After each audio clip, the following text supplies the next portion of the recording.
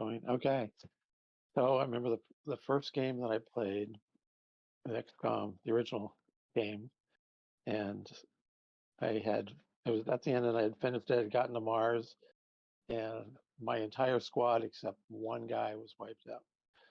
That was my first game that I finished. Well, I won anyway. So, after that, I determined that that wasn't going to happen again. So I was going to play again, and I just went right back, bumped it up one more level, and started all over again. So, Yeah, I don't even think I made it to Mars on my first game. well, again, that was the first game that I finished all the way through. There were several games where I lost. Mm-hmm.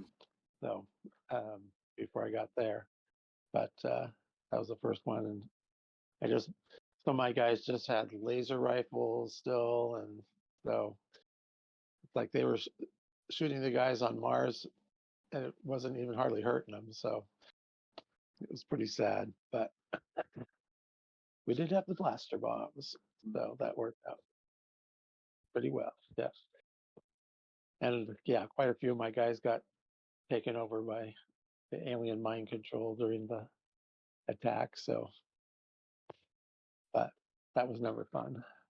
Have a really good guy, but he's just got a weak mind. So you end up having to get rid of him. Yeah, psionics in that game were very unbalanced. Not imbalanced in like a bad way, but definitely imbalanced in a good way. Because I mean, psionics, if it exists, should be imbalanced.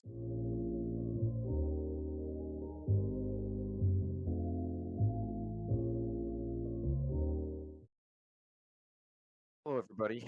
I am Serious Sandy Shortbread. Welcome to Breadbox Book Club, where we are reviewing Monsters in the Dark, the making of XCOM UFO Defense by David L. Craddock. I hope I'm pronouncing that right. Probably I'm not, but that's okay. And today I am joined by a special guest who also read this book to help me review it.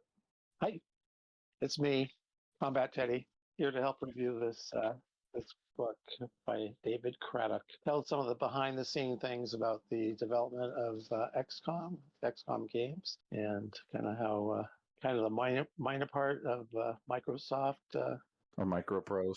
Yeah, became like the big winner in developing this game and putting it out there, and how popular it became. Yeah, props to the small group of executives over at Microprose UK who kind of made the game happen and fought for it every single step of the way because they just wanted to show us awful Americans that some Brits how to make a video game, but without them we'd never have this treasure that we do that kind of helped inspire a lot of the developers that are in leading positions in this industry today. And that was something I kind of found interesting, was all the different developers who have made other games that you've kind of raved reviews for this book. It just said of how much they had loved playing XCOM, and that is what inspired them to get into game development. And some people today, I think, maybe take the XCOM franchise for granted. And if it hadn't existed, maybe a lot of the games that are the more modern games that people are flocking to would not even exist. Oh, that is something definitely to be said. Definitely. Yeah. It was definitely groundbreaking. One thing I really found interesting was kind of the author's style with how he approached things, with how he didn't like interview anyone, I believe, too specifically or directly. He pulled a lot of his info from articles or the accounts of the two lead designers themselves, Julian Gallup and his brother. And I do think maybe I'm not, if I'm remembering correctly, I don't believe he sat down and actually talked to them, but I think that might have been profitable if he had been able to do that, just because so much of the book focuses around him and his brother's life and early career, and even just how their love of board games, not just video games, which have had originally led into video game design. And that was one of the things I actually found, I think, most interesting was his hack for chess. Do you remember that, Combat Teddy? He started out, Julian, trying to hack different board games, make them more challenging and more tactical. Mm-hmm. Yeah. He would turn the chessboards diagonally. Right. Yeah. That changed the whole game. I do it just by turning the board quarter the way around. So instead of playing side to side, you were playing corner to corner. So Yeah, wasn't that so that none of the pawns could ever get stuck facing each other? Like they always had to basically make a sacrifice. You couldn't just have two pawns sitting head to head. I seem to recall he said he went through the pawns very quickly in that way. So, but it did give you a whole new strategy because he had come to the conclusion that everybody that was good already had memorized, the best moves to open with, and then he was trying to mix it up a little bit, make it a little more interesting. So, and sounds like from what he said, he did. But it was, for me, it was interesting in just his progression from board game to computer programming, and he would in his early days before computers design his own games, his own board games, and it talked about how he would go and like steal pieces from one game and a whole bunch of different games and put them all together to make his own game that he had made. So, and he became, I don't know, I would say fairly successful at that with his friends and family. And then when he started getting into computers, he had a little more broader scope of what he could work with. So a lot of the early games were two-dimensional, so they were, it was kind of like, I don't want to say Pong, but Pong's like the first game that a lot of people played on different systems. And so a lot of that was just like flat screens looking down, kind of a God view down on the screen, and you were moving your character or your piece around that way. So, and he did several games that were quite popular. One was like a magic based. Yeah, I believe that was his Chaos series. It was originally based off a card game his friends had come up with, and they were playing together.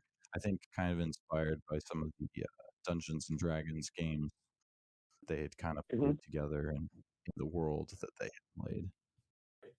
Right. No. It was. I think it was originally known as Wizard Wars, and then eventually became something Chaos. So, and I don't remember those games when I was younger, but when I kind of started getting into computer games, there was like a lot of flight games. My dad was very much into the the microprose flying games, World War II. I believe Lucas Arts eventually put out one that was based on Europe, World War II, but mostly going to get put out by microprose, and I think they were very good and enjoyed playing those, but kind of when XCOM came out, it was, just kind of superseded everything else, and so it was a little hard to compare those with the flying games because it was so different. It was like you were almost there, and you were the commander, and you were controlling your men, you were controlling your planes. You had to do you had to run scientists, you had to run engineers, manufacturing things. You had to keep money coming in and you wanted to sell stuff, but you always wanted to keep for your own needs. So you kind of had to come up with a strategy to do that. And if you were able to balance all those things, you had a good chance of winning.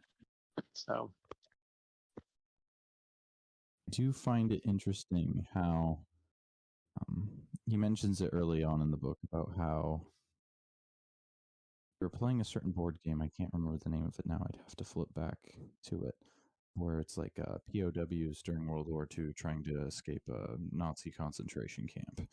How you almost kind of like D&D had to come up with your own character. You kind of got attached to your prisoner, but almost always they were going to die. And that just kind of making those characters something of their own and not being something that was thrown away, I think really stuck with Julian and his brother. And it was that lot of what inspired the being able to name your own soldier for defense. And that was kind of a big thing when I first was playing. It was, I didn't really pay attention to the people's names, just because you were going through guys so quickly. It wasn't really easy to get attached. So, but they had the first game a lot of times when you were attacking someplace or you would come up to a door, you couldn't like open it and then go in. You had to walk through the door into the thing, and that's a lot of times where you got killed. I was doing that because the alien would be in there waiting for you. Yeah, you went. At least I did. I went through a lot of guys initially. But then you start kind of get guys that are getting better. Get a little more hit points, get a little better at firing, throwing grenades, like that. And later when you're playing, it kind of helps you if you name them. Um, then you're kind of a little more attached and a little more careful with them instead of just running around like a crazy Indian. Yeah, there's just a lot of fun. Both ways was a lot of fun, even when you were losing guys. One of the things I thought was an interesting insight, and I had actually never heard about this until reading this book, was talking about kind of the subgenre of games that Julian Gollop helped kind of create. I believe they reference it in the book as 4X games. And the first of that, and the acronym of it, it's all E's. First one being explore and exploit and exterminate. Words are all verbs. And I think that would kind of describe a lot of Julian's games perfectly, because there's no time when action is the wrong answer. Inaction usually is what, in some ways, are just being too idle.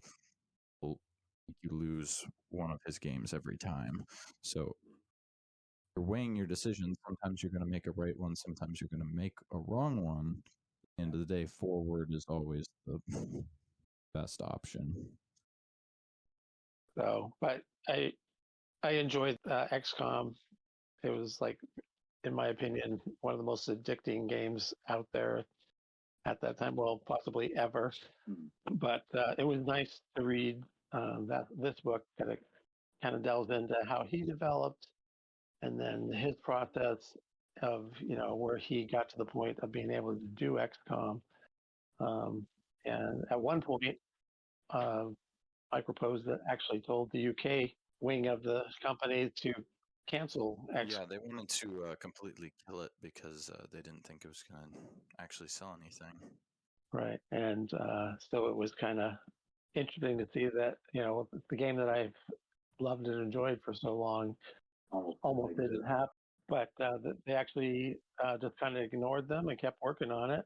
And then it turned out they needed something for, what was it, a Christmas release? Yeah, I think it was a Christmas release where the company was losing money and they desperately needed a big hit to win something. And guy who head director over at Microprose UK had been having the crew still work on XCOM because he had never told them it was banned, because he loved the project so much and believed in it so much that he was willing to go behind the rest of his company's back to give it life. And so when they got desperate, he's like, oh, well, this game that you guys shelved, it's pretty much done. So we could just do 2 more weeks of development and it'll be ready to go. Yeah. So that kind of put him under a crunch. And that was something that I kind of found interesting. And I mean, I'll get to this more later, but just how I thought that video game crunch with developers was more of a modern day issue because I'd never really heard anybody complain about that kind of thing in the past. But there talk about probably like 20-hour days sometimes that him and his brother would put in there in the office and then rinse, repeat, and keep doing that for about like 2 months straight. And I mean, I'd say that's probably a lot more intense than maybe some of what the developer crunch is going on right now. I don't know if that's the case, but I mean, I do know that a lot of developers, at least at certain studios, these days are sleeping at their desks just the same as Julian and his brother Nick did. Well, I think that Julian and his brother were very excited about what they were doing, and were excited that it was getting very, very close to being completed and out there and available for people, and they didn't want to miss the chance, so they were willing to put that time in. And it seems like that's a very common thing for developing.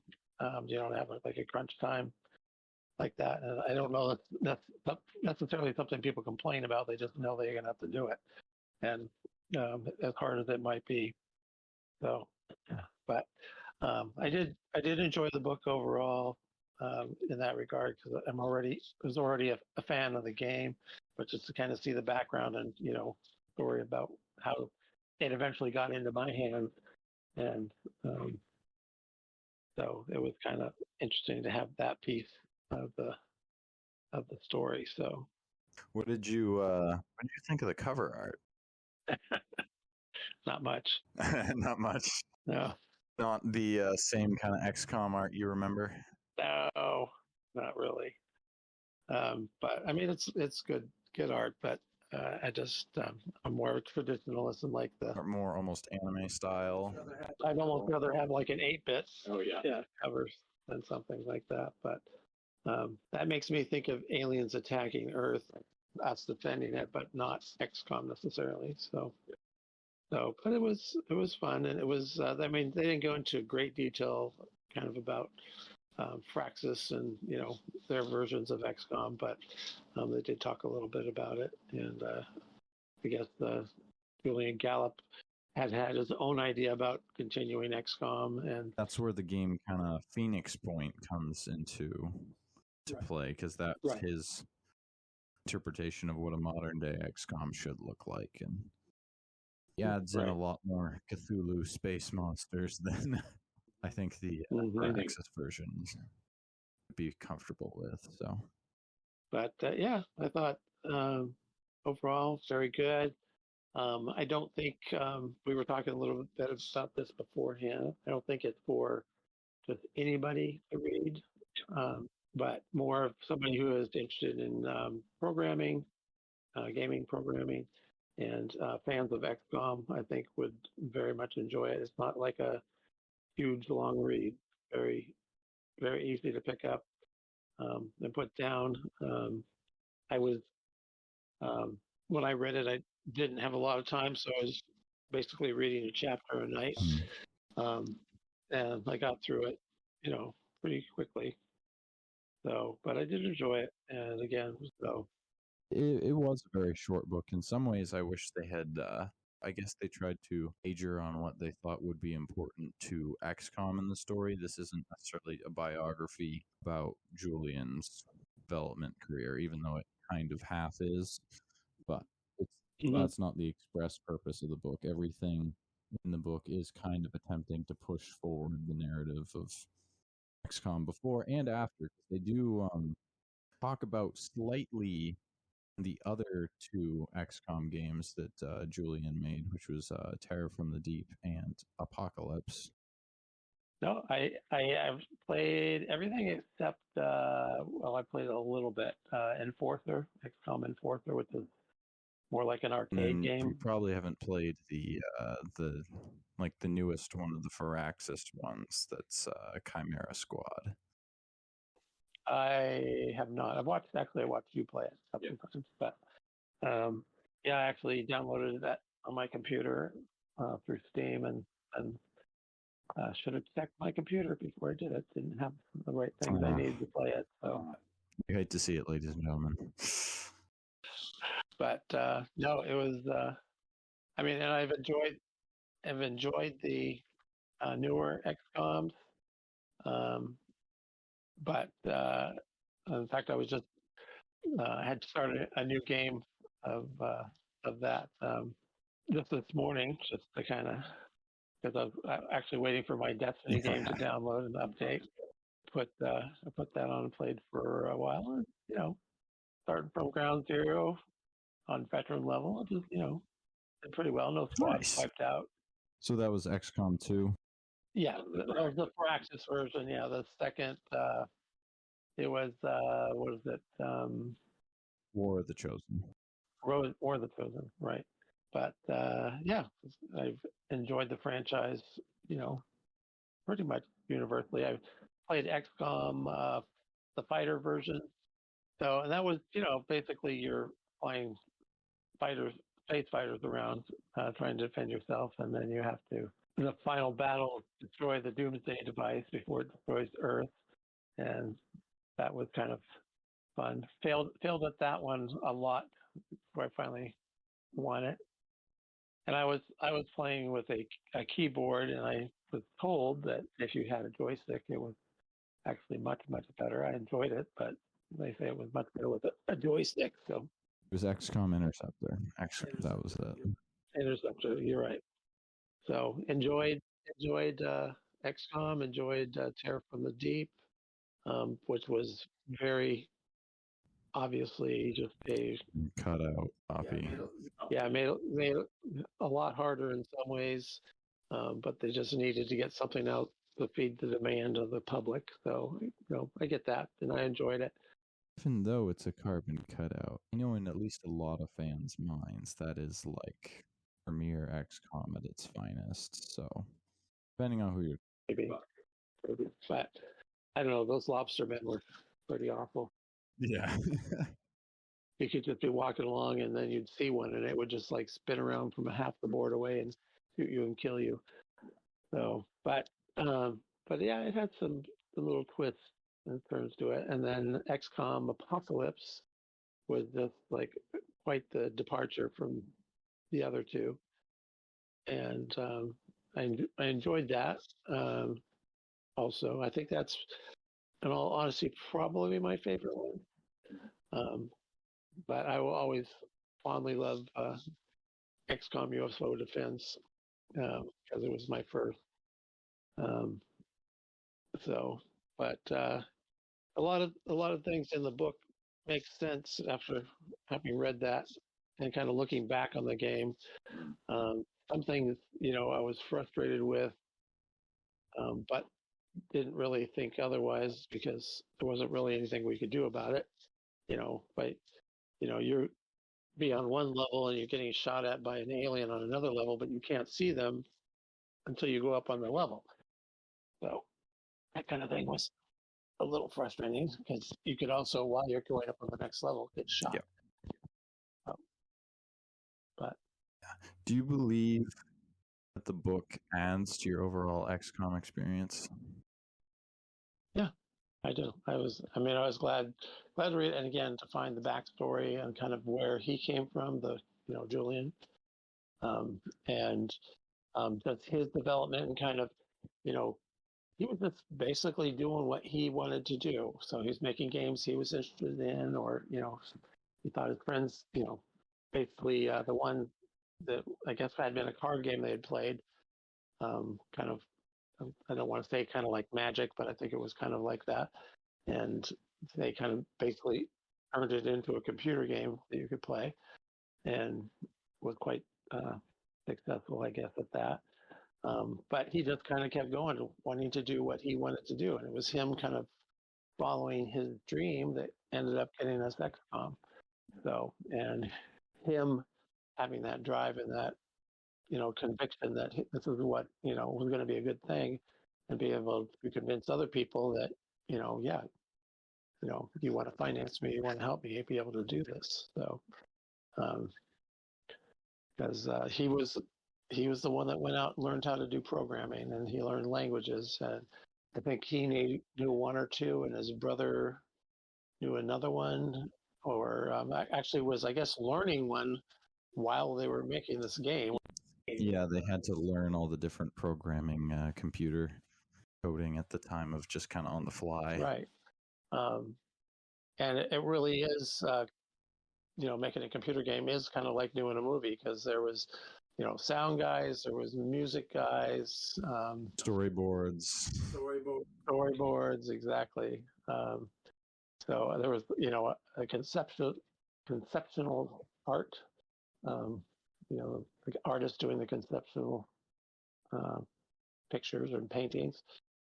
So that's something they could have put in the books, more kind of stuff like that, if they could have, gotten their hands on it. But yeah, it's just a lot going to it. But and I think he probably could, if he wanted to ever come back, he probably could fill this in quite a bit. It is, in many ways, just kind of a overview of, this. So, but yes, it did add to my overall XCOM experience. So I did enjoy it. One of the things I found interesting, and I believe it did add to my overall experience, and kind of like little Easter eggs that you would only kind of really know from like hearing it from the developer's mouth, like, so to speak, about how like different flaws that the AI had.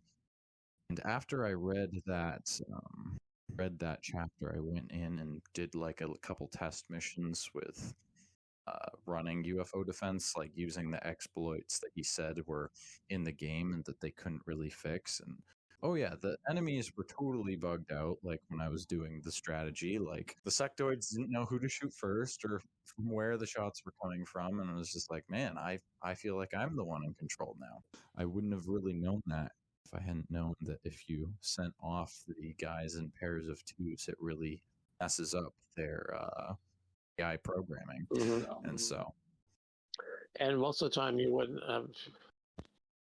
have known that, because you were going to be playing your own strategy. And I mean, considering how you can get mauled even when your guys are all in a group, sending off guys in groups of two would kind of seem stupid. Mm-hmm. So yeah, groups of 4 and 3 could get taken out pretty regularly in that game. But I did learn, if whenever much as possible, never fight at night. Yep. Oh, and I found out there was a trick. You could send fighters out to the spot where you wanted to eventually land your ship with your men in it. And as long as there was a ship headed there, it would stay and it wouldn't disappear. So you could just swap your ships out until you could time it so you could land your Avenger there. Daylight. Right. So now that's hacking the system.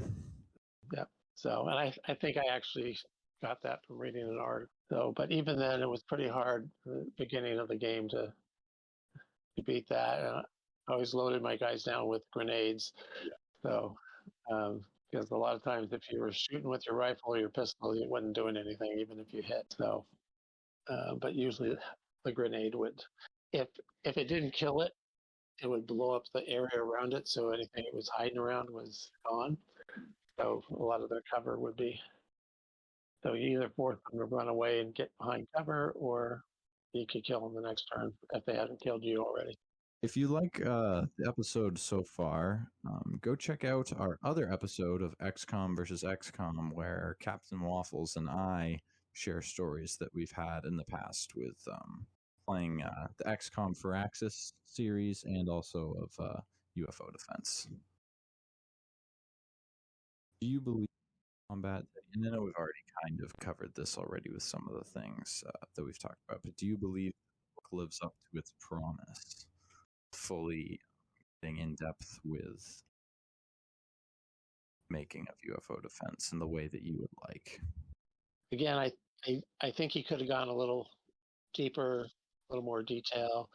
I think he could have had, you know, some little, personal quotes or, stories by different people in the development team. But overall, again, it was good. He covered the material, not deeply.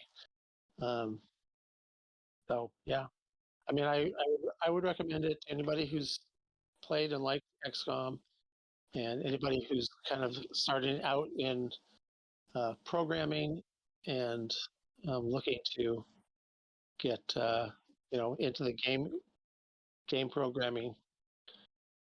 Just kind of what you might be looking at, time wise and commitment wise and um, life expectancy, things, how it can eat up your life. All right, we have a terror sighting, a terror mission sighting. I'm seeing Captain Waffles UFO popping up on my radar here on my geoscape. Welcome to the episode, Captain Waffles. Why, hello. Yes, I had a few questions about this book, actually, since I have not read it. Hey, happy to answer. Okay, so most prominently, would you say that from what lessons were shared, you could see how things changed in the latest game by Julian Gallup, Phoenix Point? I would say, yeah. He talks about in the book, Julian, in any of the interviews he does, is that kind of fundamentally disagrees with some of the choices that they made in the new reboot, with like making you choose between different terror sites, and that no matter what happens, but he's always going to like suffer and die, and that people could always have the option to try to save people. And I think that is very well represented in Phoenix Point, and giving players the option to try to combat as many threats as possible. Giving more options as far as like diversity of enemies, I had mentioned before, because there's more factions. So, but I think that Phoenix Point's crowdfunding or Kickstarter campaign proved that people were hungry for the kind of game that Julian Gallup was going to make. So, Yeah, because I love it. I have never, well, not to say they don't exist, but I have never played or seen a tactical game where instead of just having a hit statistic, you actually have a cone area, for hitting. I thought that was just the coolest thing ever, and that technology wasn't even a possibility back when his UFO games first started out.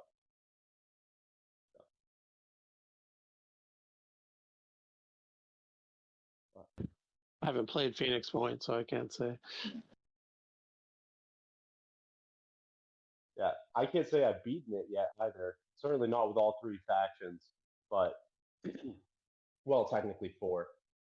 But it's quite enjoyable, and I think you could definitely see um, that he had some more liberties, or with the experience he had making previous games, knew exactly how he wanted to make a game and the way he wanted.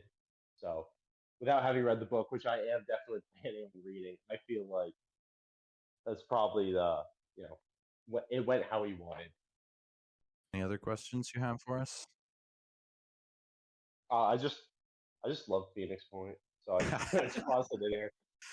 Ad for Phoenix Point. Go buy it on Steam. Phoenix Point fanboy. So sorry for abruptly hopping in the video. A wild Captain Waffles in his natural environment, wandering around Breadbox HQ. Anyway, UFO retreating. Thank you for joining us, even for just that brief segment, Captain Waffles. We do appreciate it. Thank you. But just wait one more month and another Terrasite will be again. And we'll have to, our Windows 98 will be really slow and it will lag, and we'll have to wait a month for alien movement to finish happening. Combat Teddy. If you were writing this book, I mean, you'd kind of mentioned it before with the is it living up to its promise? But if you were writing a book about the story of UFO defense, what would you change, or how would you just set out to do it differently? Probably. I mean, I don't know that I would have done a lot different than he did. I think I had mentioned that if we could have got our hands on some conception art, then add that in. Maybe did some of the code that they were having problems with, that sort of thing, just to kind of show people what they were actually having to deal with. Because they talk about people coding 20 hours a day. And a lot of people, it doesn't even, they have no conception of what that is, sitting in front of a screen just typing almost constantly and putting code in and testing it and going back and redoing it, things like that. And I think I would have done a little more on just different people who played it when it first came out, their experience, what they thought, if they even cared about a lot of the bugs that they were talking about that didn't, I didn't, obviously, I talked about one that was, the height thing. I have my guy on one level, aliens on another, I can't see him. But did it stop me from playing? No. So, but overall, again, I think he did a good job. Would recommend it to, people who have enjoyed XCOM and so many permutations. And again, if you're somebody who's, getting into the gaming industry, computer gaming industry, it would be a good read. So, but I think I would have, maybe done at least, a phone interview, something like that with some of the guys, to get some updated, hindsight thoughts or something. But again, it gave you a good understanding about the process that it went through to get to, in the hands of the people who played it and loved it and enjoyed it. So I think you could probably talk to a lot of people, your age and my age. I mentioned XCOM, and they'll know what you're talking about. Yeah. So, but no, I think that would be the only things I might have done different if I was doing it. But again, it never crossed my mind to write a book like this. So I would basically be building on his work. So yeah, I think he did a good job for the resources he had and the different articles he sourced. I would agree that having those testimonials would probably add more. I think I would. I think if I was going to write a book about the history of XCOM, I would just focus more on the creator of it, Julian Gallup, even though the book does, but try to get it more in like a first person perspective from him. Just kind of almost try to like co-author the book with him and get as much firsthand knowledge from him and his brother Nick as possible, and any of the still living members of the UK Microprose team. I did also find it interesting how he talked about all of the kind of like successes and like mediocre failures that that Julian had before he really hit it big, so to speak, because he had popular games in the UK and a few I think that had kind of done okay over in the US, but nothing that is like XCOM, and I did almost feel bad for him when he was talking about in the end of the book, an interview he did where he said that he was fine with UFO defense being like his peak, because he feels like that's a pretty good peak to have as far as like your life goes, and that even though he's not riding the fame and success train now in his older age, but that's it's okay with him. So, and I kind of appreciated that. With a 1 to 10 rating, what would you rate the book? 1 to 10, I would give it a 8.5 for people who would be interested in that. So I think if you enjoy the game, you will enjoy this book. And I think probably a 3 if you were recommending it to, just about anybody else. But if they're a fan, I think, yeah, they're going to enjoy it and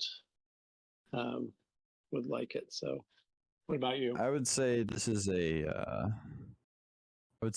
book is an 8, if not maybe a 9. I would say that if you're really kind of a history nerd, or just kind of like you want behind the scenes type content, like I like watching the Corridor crew to see the behind the scenes on the VFX that Corridor Digital's YouTube channel does, and I find that sometimes almost more enjoying than the actual videos or content that they create. But if you're looking for behind the scene access that you probably won't see in one place elsewhere, he kind of pulls a bunch of behind the scenes content that's spread over different articles online and just kind of groups it all in one place so that it's easy accessible. You can read the book and kind of get a general grasp for the general story. I mean, it's nothing in depth. I would, like you had said, maybe appreciate a revisit or maybe a book even by Julian himself, but I would say it's a must read for any XCOM fan, new or old, just to see where the whole franchise started. So yeah, it's your history.